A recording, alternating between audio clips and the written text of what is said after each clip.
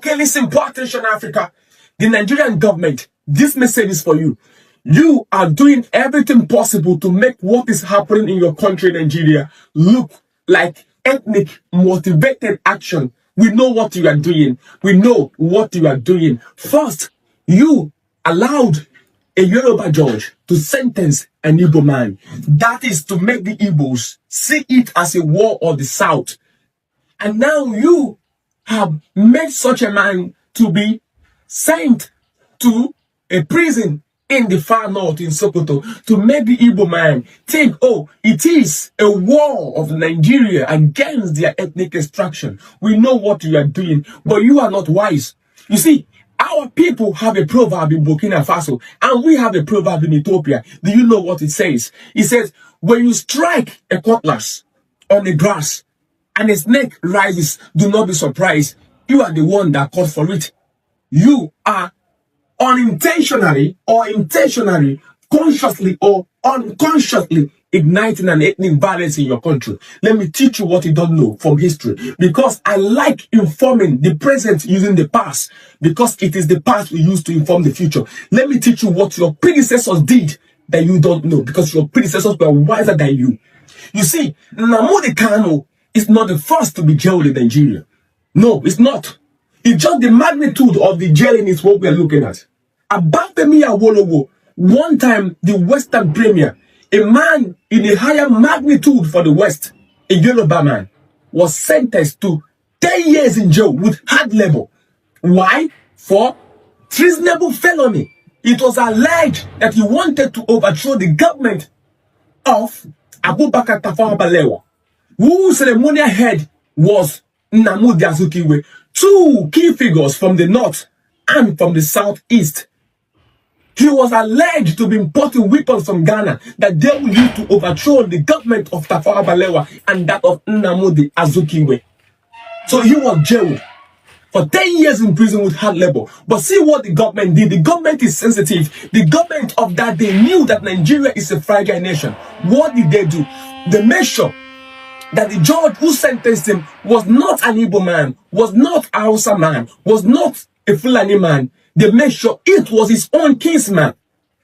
Abeokuta, Ogun State. That is where he's from. Justice Soyinde Akinteye was his kinsman, so that they will make it look so neutral to avoid escalating ethnic tension. Guess what? They did not jail him in the north because Tafawa Balewa is a northerner. It will be seen and it will provoke ethnic tension.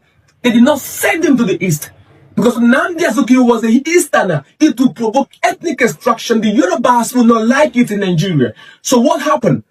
They jailed him to a neutral place, Calabar. They sent him to Calabar before August 2nd, 1966, when he was given a state pardon from Yakubu Gowon. That is how sensitive the government was. They understood the nature of the country, and they wanted to keep the country in one piece. So they played wise, but you are not playing wise. You are not playing wise. You want the people to fight themselves. Let me give you another example into history. The coup plotters were never sent to a region where it will look like an ethnic optic. The government did that to avoid optic of revenge, ethnic retaliation, and to open regional wounds. Nzogo was never sent to the far north. He was never sent to the far west. He was sent to a region where his safety can be guaranteed, and where it will not look as if it is ethnic motivated action. He was sent to Abia prison. Many of them, MKO Abiola was never sent to a region where can be motivated ethnic attention. No. But because you know what you are doing, you want the Nigerian people to lose focus. You want them to stop pointing finger at the irresponsibility of the government and start fighting themselves. You are doing everything possible to make it look as if it's an ethnic motivated action. I wish Nigerians are wiser than you. We are in a time when we are fighting for African liberation, and you are making sure that our African brothers and sisters in that place do not unite. You do everything possible to divide them. This is Machiavellian manipulation and gumbo diplomacy that you learned from your masters. You learned it from your masters, the colonial masters, and you are implementing it in Nigeria. Look at how Awolowo was treated.